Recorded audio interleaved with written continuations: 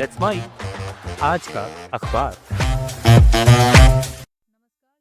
नमस्कार, let's mic में आपका स्वागत है। आज का अखबार के साथ मैं राखी जैन। यहाँ हम देश दुनिया के सबसे बड़े और विश्वसनीय अखबारों से चुनते हैं वो रिपोर्ट्स जो सिर्फ खबर नहीं, आपकी समझ और सोच को गहराई देती हैं।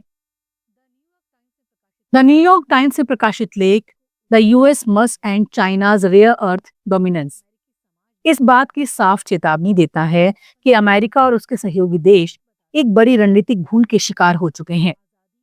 एक समझाता है कि चीन ने बीते कई दशकों में दुर्लभ खनिजों यानी रेयर अर्थ्स पर लगभग एकाधिकार बना लिया है, जबकि आधुनिक दुनिया की अर्थव्यवस्था और सुरक्षा इन्हीं पर टिकी है। Car, mobile, computer, MRI machine से लेकर लड़ाकू विमान और ड्रोन, सब कुछ इन्हीं धातुओं पर निर्भर है।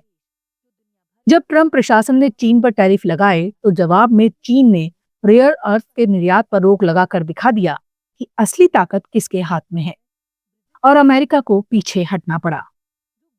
अखबार का कहना है ये समस्या सिर्फ ट्रंप की देन नहीं है, बल्कि अमेरिका की लंबे समय से चली आ रही लापरवाही का नतीजा है। जब पर्यावरण प्रदूषण से बचने के नाम पर इस पूरे उद्योग को चीन के हवाले कर दिया गया। आज हालात ये हैं कि चीन दुनिया के 70% रेयर अर्थ्स निकालता है और लगभग 90% का प्रसंस्करण करता है, जिससे वो किसी भी वक्त इसे राजनीतिक हथियार की तरह इस्तेमाल कर सकता है। चाहे ताइवान का मामला हो या अमेरिका पर दबाव बनाने की रणनीति। लेख जापान का उदाहरण देकर बताता है, अगर राजनीतिक इच्छा शक्ति हो तो चीन पर निर्भरता घटाई जा सकती है। न्यूयॉर्क टाइम्स जोर देकर कहता है, अमेरिका को अब इसे राष्ट्रीय सुरक्षा का मुद्दा मानते हुए दोनों दलों की सहमति से दीर्घकालिक नीति बनानी होगी, जैसे सेमीकंडक्टर के लिए चिप्स एक्ट बना था। इसमें घरेलू खनन, मित्र देशों के साथ साझेदारी, सरकारी सब्सिडी और पर्यावरण के नुकसान से निपटने की योजना सब शामिल हों। अखबार का मूल संदेश साफ है, लोकतांत्रिक देश अपनी सुरक्षा और समृद्धि के लिए किसी सत्तावादी ताकत की दया पर निर्भर नहीं रह सकते, और चीन के इस एकाधिकार को तोड़ना अब विकल्प नहीं, मजबूरी बन चुका है। द गार्जियन में प्रकाशित संपादकीय the guardian view on sending letters the writing on the wall एक प्रतीकात्मक और भावनात्मक बदलाव की ओर इशारा करता है। लेख की शुरुआत डेनमार्क से होती है, जहां 400 साल बाद सरकारी डाक सेवा ने चिट्ठियों की डिलीवरी को पूरी तरह बंद करने का फैसला किया है। ये सिर्फ एक देश की खबर नहीं है, बल्कि उस दिशा का संकेत है जिसमें धीरे धीरे बाकी दुनिया भी बढ़ती दिख रही है।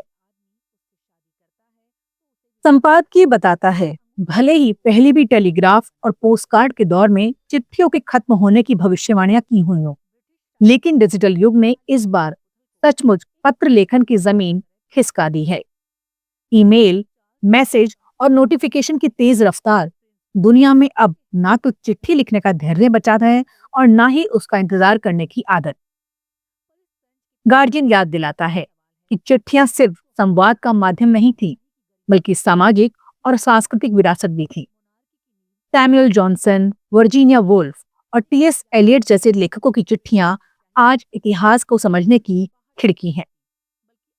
आम लोगों के लिए भी पत्रों का मतलब बहुत गहरा था। दूर बसे प्रियजनों से जुड़ाव, भावनात्मक निवेश और उस रिश्ते का एहसास जो एक लिफाफे में बंद होकर दरवाजे तक आता था। संपादकीय ये चेतावनी भी देता है कि डिजिटल बदलाव के बीच उन लोगों का ध्यान रखा जाना चाहिए जो आज भी कागजी डाक पर निर्भर हैं।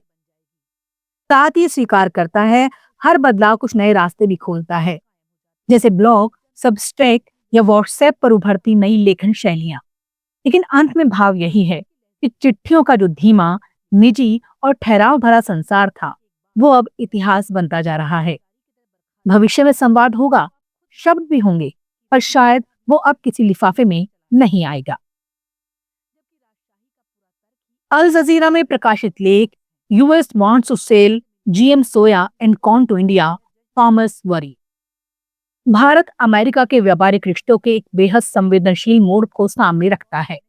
जहां मुद्दा सिर्फ टैरिफ या एक्सपोर्ट का नहीं, बल्कि सीधे सीधे भारतीय किसान की जमीन, उसकी रोजी रोटी और खेती के भविष्य का है। अमेरिका चाहता है कि भारत अपने बाजार को जेनेटिकली मॉडिफाइड यानी जीएम सोया और मक्का के लिए खोले, लेकिन भारत के किसान इसे अपने लिए बड़ा खतरा मान रहे हैं। लेख की शुरुआत मध्य प्रदेश के इंदौर जिले के किसान महेश पटेल से होती है, जिनकी सोया की फसल इस बार अत्यधिक बारिश से तबाह हो गई। एक तरफ पैदावार बुरी तरह गिरी है, दूसरी तरफ मक्के की ज्यादा पैदावार के कारण दाम धड़ाम हो गए हैं। यानी किसान पहले से ही दोहरी मार झेल रहा है। ऐसे हालात में अमेरिका से सस्ता और भारी सब्सिडी वाला जीएम सोया और मक्का अगर भारत आया तो किसान की चिंता और गहरी हो जाती है। लेख साफ बताता है, अमेरिका की ये जिद सिर्फ व्यापारिक नहीं बल्कि राजनीतिक भी है। चीन के साथ ट्रेड वॉर के बाद अमेरिका के पास सोया और मक्के का बड़ा बाजार छिन गया है। ट्रंप प्रशासन पर अपने देश के सोया और मक्का किसानों का भारी दबाव है, इसलिए वो भारत जैसे बड़े बाजार की ओर देख रहा है। यही वजह है कि भारत से व्यापार वार्ता में कृषि बाजार खोलने की मांग जोर पकड़ रही है। भारत अब तक जीएम सोया और मक्का को अनुमति नहीं देता, क्योंकि यहाँ नॉन जीएम फसलों की अंतर्राष्ट्रीय बाजार में अलग पहचान और मांग है। किसानों और एक्सपोर्टर्स को डर है कि अगर जीएम फसलें आईं तो विदेशी खरीदारों को ये शक हो सकता है कि भारतीय फसलें भी मिलावटी हैं। इससे भारत का निर्यात प्रभावित होगा। ऊपर से किसान पहले ही शिकायत कर रहे हैं कि सरकारी न्यूनतम समर्थन मूल्य तक उन्हें नहीं मिल पाता, लागत बढ़ रही है और बारिश का कोई भरोसा नहीं। लेख संतुलन बनाते हुए ये भी बताता है कि कुछ वैज्ञानिक और उद्योग जगत के लोग जीएम तकनीक के फायदे गिनाते हैं। उनका कहना है, इससे कीटनाशकों का खर्च घटेगा, पैदावार बढ़ेगी और नुकसान कम होगा। पोल्ट्री और फीड इंडस्ट्री से जुड़े लोग मानते हैं कि जीएम से उत्पादन बढ़ेगा, लेकिन वो ये भी चाहते हैं कि भारत अपनी स्वदेशी जीएम बीज तकनीक विकसित करे, ना कि सीधे आयात पर निर्भर हो। लेख का सबसे अहम संदेश यही है, ये मुकाबला बराबरी का नहीं है। भारतीय किसान औसतन 2 हेक्टेयर जमीन पर परिवार चलाता है, जबकि अमेरिकी किसान बड़े रकबे और सरकारी सब्सिडी के सहारे खेती करता है। ऐसे में सस्ती अमेरिकी जीएम फसलें भारतीय बाजार में आईं तो स्थानीय किसान टिक नहीं पाएगा।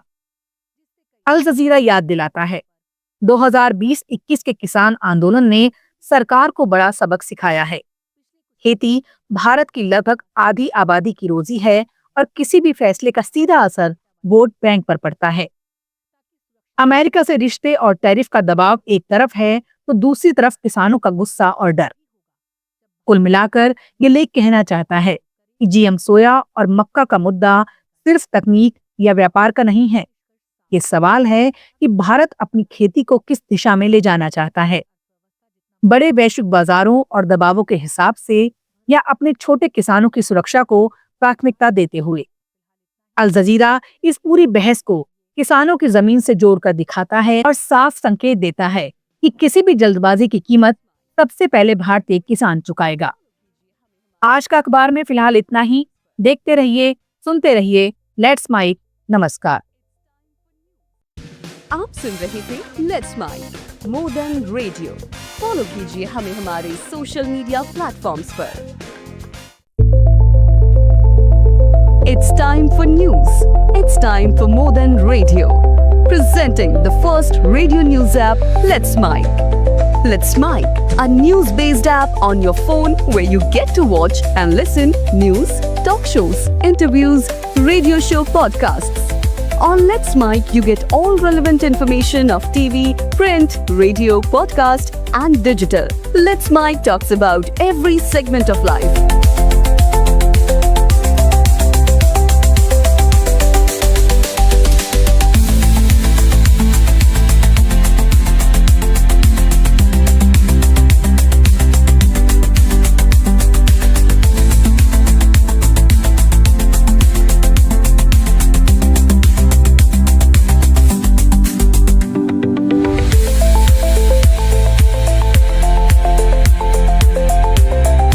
Download app now from Play Store. Available both on Android